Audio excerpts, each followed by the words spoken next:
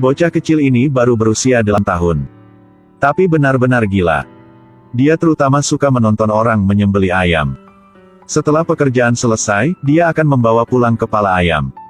Mengumpulkan secara diam-diam. Lihat di bawah tempat tidur anak ini. Adalah semua hewan kecil yang dikumpulkan bocah itu. Tapi hari ini, karena sangat bersemangat, dia lupa mengunci pintu. Akibatnya, semuanya ditemukan oleh ayahnya. Ketika dia memikirkan betapa gilanya putranya, sang ayah mengikat tangan bocah itu dan memukulinya dengan brutal. Hasil pemukulan seperti itu berlangsung selama lebih dari 10 tahun. Anak laki-laki itu sekarang sudah dewasa.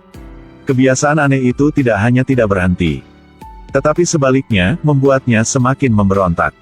Pria dengan mata galak sedang melihat tali jemuran yang tergantung di luar. Akhirnya membuat keputusan yang sangat berani. Malam itu, dia mengalungkan tali itu di leher ayahnya. Kejadian ini terjadi di daerah pedesaan terpencil yang miskin. Seseorang yang tiba-tiba menghilang sama sekali tanpa disadari. Sampai bertahun-tahun kemudian, seorang gadis kecil yang baru saja menyelesaikan kelas dansanya. Gadis kecil itu menemukan bahwa ada bulu di tanah. Dia akan melangkah maju untuk mengambilnya tetapi bulu itu terus melompat ke depan. Jadi dia terus mengejar di belakang. Akibatnya, gadis itu menghilang. Keluarga gadis itu, setelah mengetahuinya, langsung melaporkannya ke polisi. Tapi itu masih selangkah di belakang. Ketika polisi menemukan gadis itu, dia berubah menjadi mayat tanpa jiwa. Tubuhnya ditemukan di dekat tempat pembuangan sampah tidak jauh dari tempat dia menghilang. Dan kemudian bulan lalu, ada juga pembunuhan serupa. Orang yang bertanggung jawab atas kasus ini adalah seorang polisi wanita, namanya Ritika.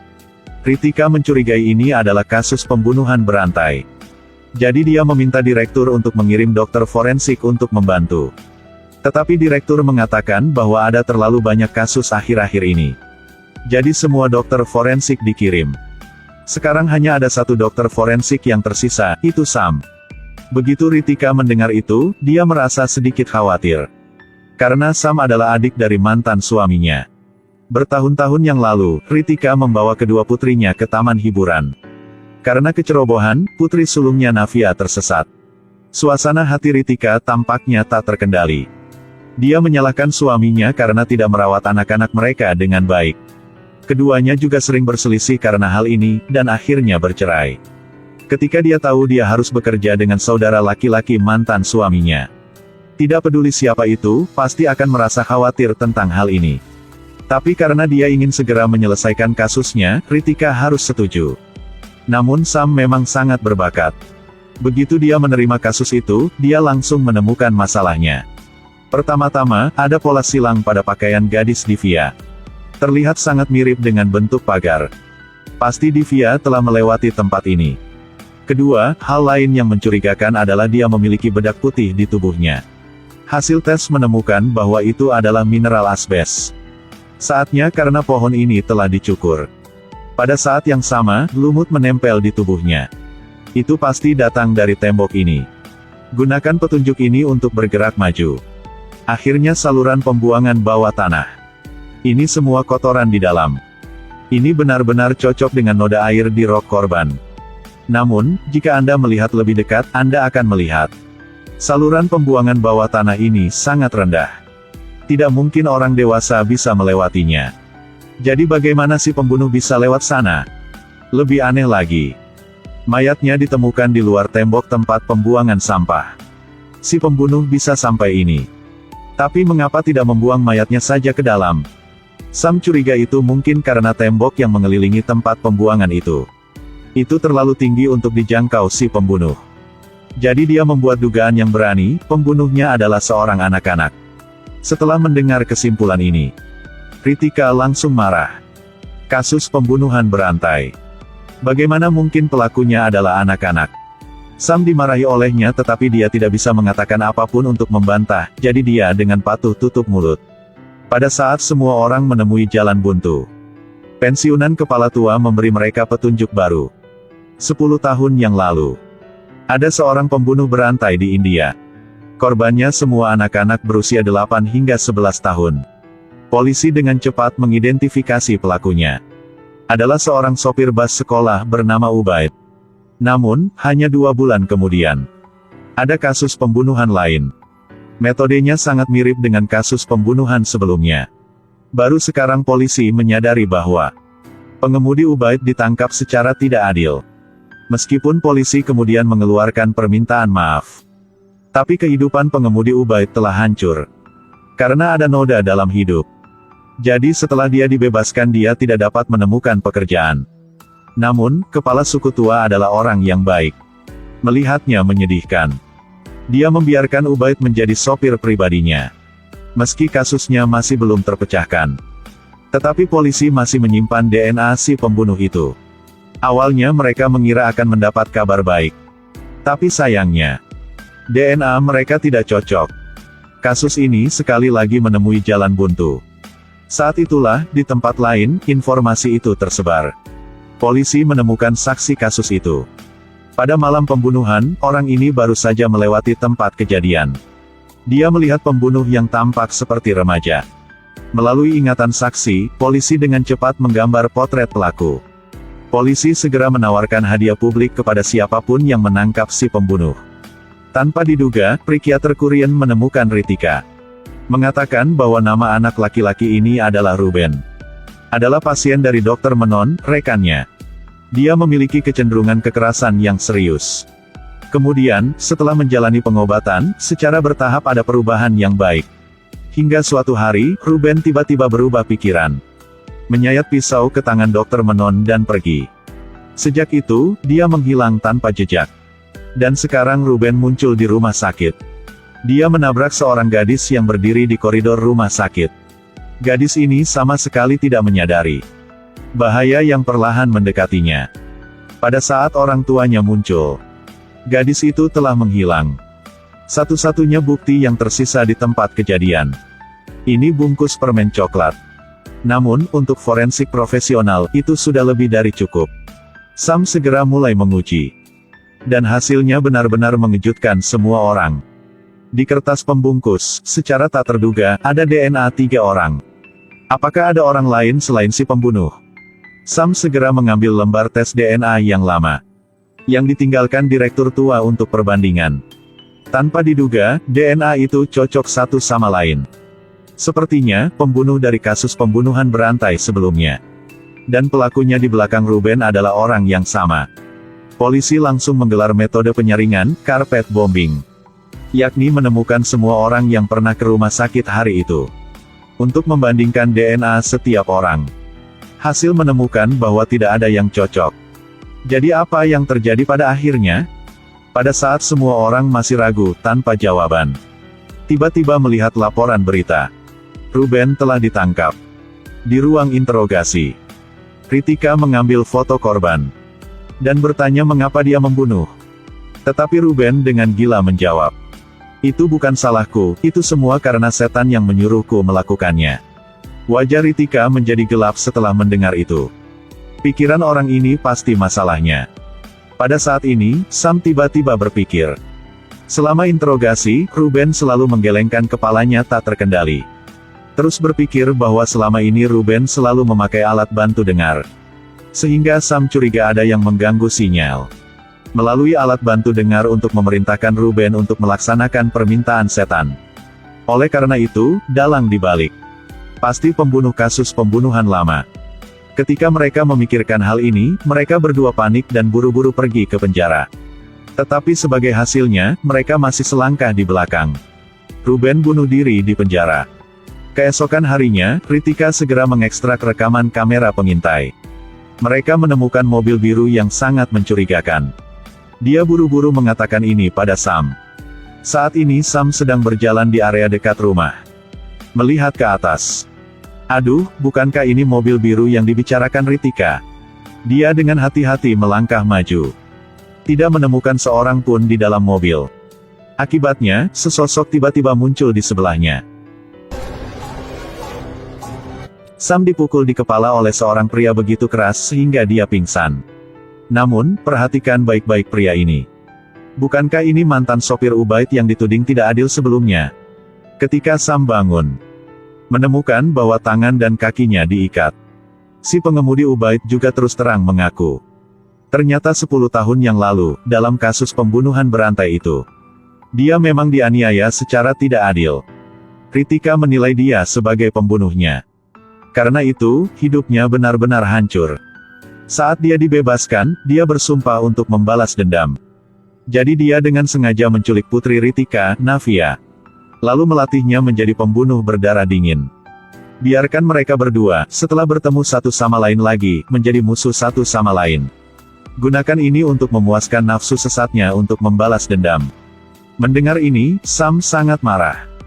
Dia mencondongkan tubuh dan menendang langsung ke tubuh Ubaid. Kemudian ambil kesempatan untuk memotong tali. Selanjutnya, gunakan kedua kaki untuk menjepit kepala Ubaid. Dan melemparkan Ubaid keluar jendela. Tapi sopir Ubaid masih tidak menyerah, mengutuk sepanjang waktu. Akibatnya, di detik berikutnya, suara tembakan terdengar dari belakang. Sopir Ubaid langsung ditembak mati di tempat. Tidak perlu terlalu banyak berpikir. Orang yang melepaskan tembakan ini pasti dalang di baliknya. Jadi Sam segera bangkit dan mengejar. Tapi si pembunuh mengendarai mobil dan pergi. Tidak peduli seberapa keras dia mencoba, dia masih tidak bisa mengejar. Hanya bisa melihat si pembunuh pergi.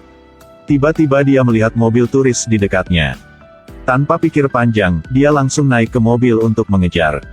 Namaku Quires Panggilasia Chi. Asal ku Darian Tabrantama di Ra Ashakan. Sam menemukan bahwa ada mobil polisi di sisi jalan raya. Ternyata ada anak yang hilang hari ini. Tapi kali ini ponsel anak itu tidak diambil.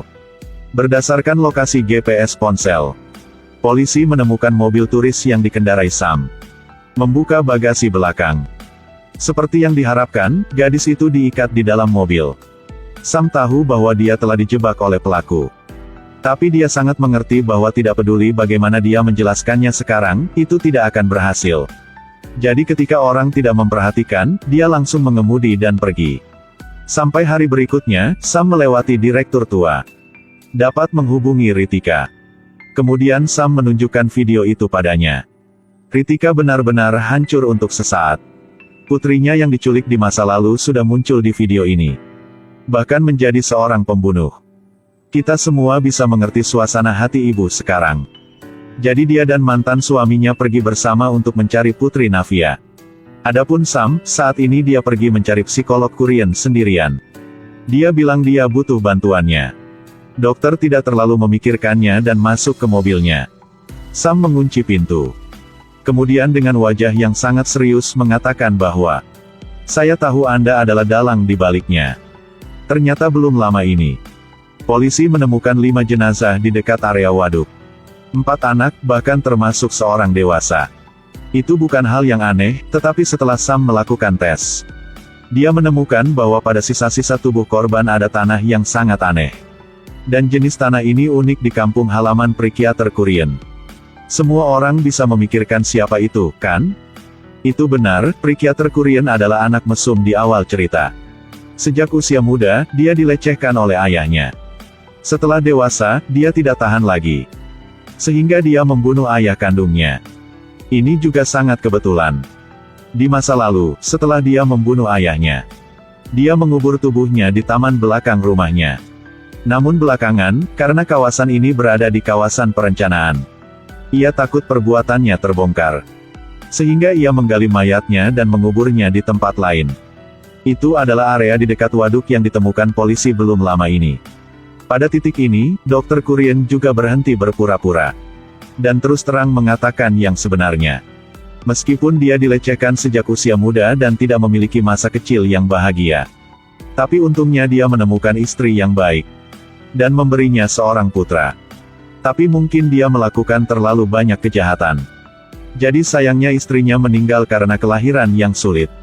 Dan dia juga ditemukan menderita kanker. Kali ini dia benar-benar hancur.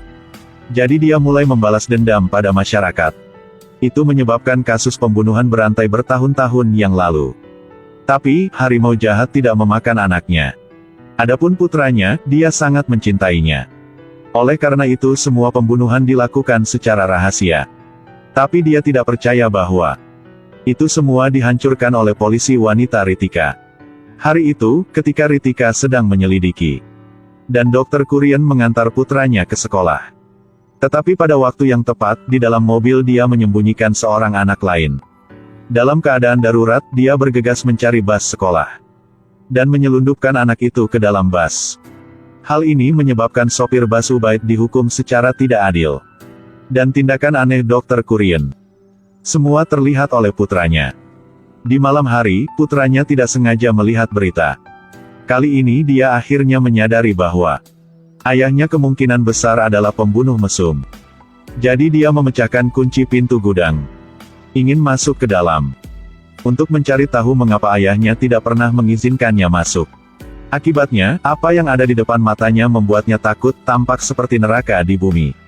Dia panik dan berlari keluar. Pada saat ini, ayahnya juga datang ke sini untuk menemukannya. Dia tidak bisa membayangkan bahwa pembunuh mesum tanpa diduga, itu adalah ayahnya. Ketakutan membuatnya mundur selangkah. Akibatnya, saat ceroboh, dia menginjak botol. Dan jatuh dari atap ke tanah. Kematian tragis putranya menyebabkan Dr. Kurien benar-benar menjadi iblis. Dia menempatkan semua tanggung jawab atas kematian putranya pada polisi wanita Ritika. Dia kemudian menculik putri Ritika, Navia. Kemudian dia melatih Ruben untuk menjadi kaki tangan pembunuhan. Dan meminta sopir bas Ubaid yang sebelumnya dituduh tidak adil untuk bergabung dengannya. Kasus pembunuhan berantai yang lama akhirnya terpecahkan. Tapi jelas Dr. Kurien tidak mau mati. Dia mengeluarkan pisau yang dia sembunyikan di tubuhnya. Langsung menusuk ke arah Sam. Dua orang mulai berkelahi di dalam mobil yang bergerak di jalan raya. Pada akhirnya, terjadi kecelakaan lalu lintas. Dr. Kurien langsung terbang keluar dari mobil dan meninggal di tempat. Semua berakhir di sini. Kemudian polisi menanyai Sam. Jelas Sam tahu pelakunya adalah Dr. Kurien. Tapi kenapa dia tidak segera melaporkannya ke polisi? Sam menjawab bahwa dia hanya tahu yang sebenarnya setelah masuk ke dalam mobil. Tetapi apakah kebenaran itu benar seperti yang dikatakan Sam atau tidak? Waktu kembali ke 1 detik sebelum kecelakaan lalu lintas terjadi. Gerak terakhir Sam adalah melepaskan sabuk pengaman Dr. Kurien. Inilah penyebab sebenarnya dari kematian Dr. Kurien. Mengapa dia harus melakukan itu? Jangan lupa bahwa putri polisi wanita Ritika, Navia, juga merupakan kaki tangan. Begitu Dr. Kurien ditangkap, putri Ritika, Navia, juga tidak bisa lolos begitu saja. Agar gadis yang tidak bersalah dapat menyingkirkan kejahatan. Hanya ada satu cara untuk membiarkan pria jahat ini mengambil semua kesalahan. Menggunakan trik kecelakaan tak terduga untuk melindungi penyebab sebenarnya.